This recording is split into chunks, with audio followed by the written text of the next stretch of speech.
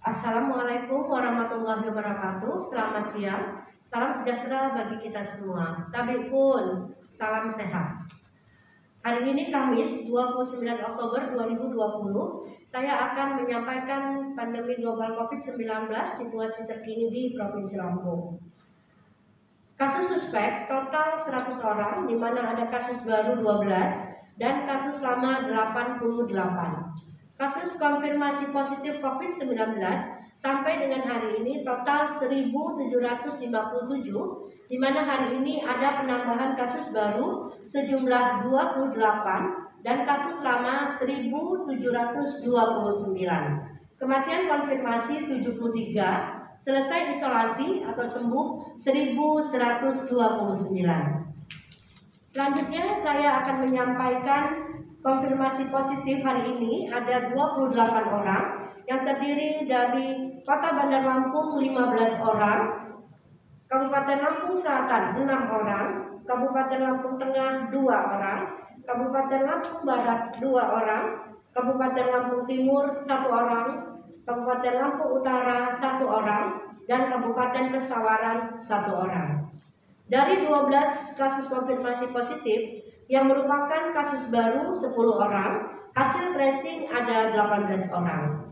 Dan yang sedang dirawat ada 9 orang, sedang menjalani isolasi mandiri ada 19 orang.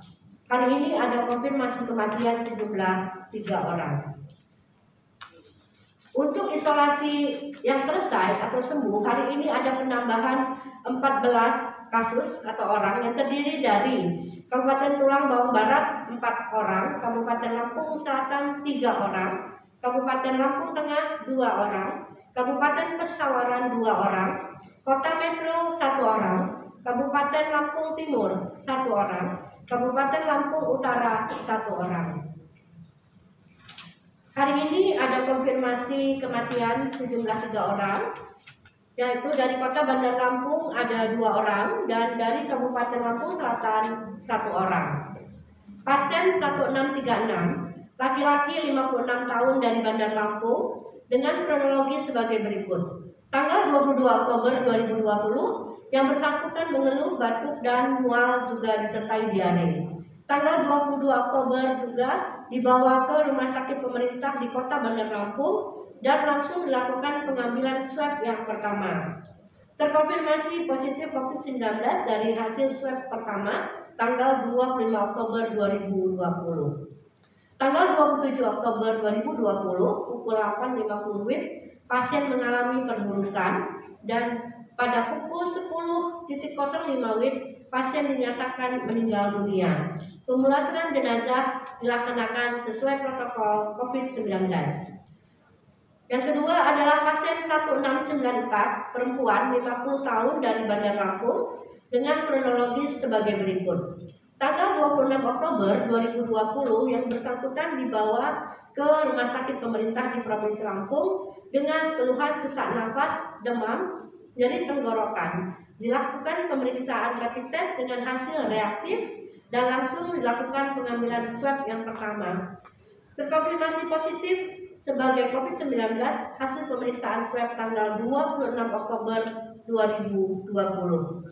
Tanggal 27 Oktober 2020 pukul 06.50 WIB pasien mengalami perburukan dan pukul 8.05 WIB pasien dinyatakan meninggal. Pemulasaran jenazah dilakukan secara protokol COVID-19. Selanjutnya yang ketiga adalah pasien nomor 1741, laki-laki 50 tahun dari Kabupaten Lampung Selatan. Kronologisnya sebagai berikut. Tanggal 16 Oktober 2020 mulai mengeluh demam dan tanggal 23 Oktober berobat ke rumah sakit swasta di Kota Bandar Lampung dengan gambaran hasil radiologi terdapat bronkopneumonia. Kemudian dilakukan pemeriksaan rapid test, hasilnya adalah reaktif. Tanggal 23 Oktober dilakukan pemeriksaan swab yang pertama dan terkonfirmasi positif sebagai COVID-19 pada tanggal 24 Oktober. Yang bersangkutan mempunyai riwayat penyakit penyerta atau komorbid yaitu gagal ginjal dan juga yang bersangkutan rutin menjalani hemodialisa. Tanggal 25 Oktober 2020 pukul 03.50 WIB, kondisi pasien menurun dengan keluhan sesak nafas yang semakin memberat, dan pukul 5.30 WIB pasien dinyatakan meninggal dunia. Pemulasaran jenazah dilakukan secara protokol COVID-19. Jumlah pemeriksaan swab yang dilakukan di Provinsi Lampung total jumlahnya adalah 21.024 spesimen yang menghasilkan positif 2.946, dan khusus tanggal 24 Oktober 2020 total swab yang diperiksa berjumlah 263 spesimen yang menghasilkan positif baru sejumlah 28 kasus. Angka reproduksi efektif di Provinsi Lampung untuk hari ini tanggal 29 Oktober 2020 berada di bawah angka 1, yaitu 0,32. Walaupun berada di bawah angka 1, namun selama 2 minggu terakhir angka reproduksi efektif berfluktuasi antara 0,32 sampai dengan 1,50. Belum stabil berada di bawah angka 1. Dalam arti pandemi belum sepenuhnya dapat kita kendalikan. Selanjutnya saya juga akan memberikan informasi tentang jumlah tempat tidur dari 36 rumah sakit rujukan yang ada di Provinsi Lampung. Ketersediaan tempat tidur total ada 476 yang sedang dipergunakan untuk pasien COVID total 225, dan saat ini sisa tempat tidur yang belum terpakai ada 251 tempat tidur. Untuk tempat tidur dengan ventilator di ruang isolasi tekanan negatif yang masih tersedia berjumlah 8, yaitu ada di Rumah Sakit Umum Bebasa 4 buah, Rumah Sakit Umum Daerah Ragap Begawi Caram Mesuji 1, Rumah Sakit Ayani Metro 1 buah, dan Rumah Sakit Alimuddin Umar Lampung Barat sejumlah 2 buah. Selanjutnya tempat tidur dengan ventilator di ruang isolasi biasa yang masih tersedia total ada 15, yaitu di Rumah Sakit Abdul Muluk ada 10 tempat tidur, Rumah Sakit Umum Daerah Muhammad Tauhid Pluit ada 2, Rumah Sakit Umum Daerah Pring Sewu ada 2, dan Rumah Sakit Umum Daerah Pesawaran 1 tempat tidur.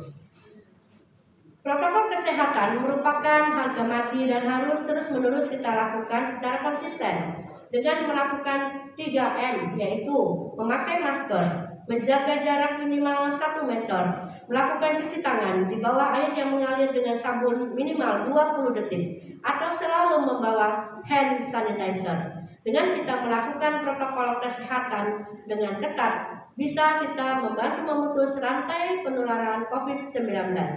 Pandemi global COVID-19 ini secara bersama-sama kita bisa melalui, yaitu antara masyarakat dan juga pemerintah. Masyarakat diharapkan mematuhi 3M, yaitu protokol kesehatan, dan pemerintah juga dengan kebijakan-kebijakan dan dengan regulasi dan juga dengan menyiapkan sarana prasarana, tentu secara bersama-sama bisa kita lalui pandemi global COVID-19. Dalam libur panjang ini, kami juga berharap agar tempat-tempat wisata bisa menyiapkan gugus tugas, dalam arti gugus tugas tersebut bisa juga memperhatikan protokol kesehatan di tempat wisata yang dibuka. Demikian juga di rumah makan. Jadi sebaiknya jika kita ingin membuka tempat wisata, tempat hiburan, bahkan rumah makan dan kafe, ada satgas yang bisa memantau tentang penegakan protokol kesehatan terhadap pengunjung. Dan disarankan kepada tempat-tempat hiburan, tempat wisata maksimal bisa didatangi sejumlah 50% daripada yang seharusnya. Jadi dengan demikian tentu kita bisa menjaga jarak dan mematuhi protokol kesehatan dengan baik.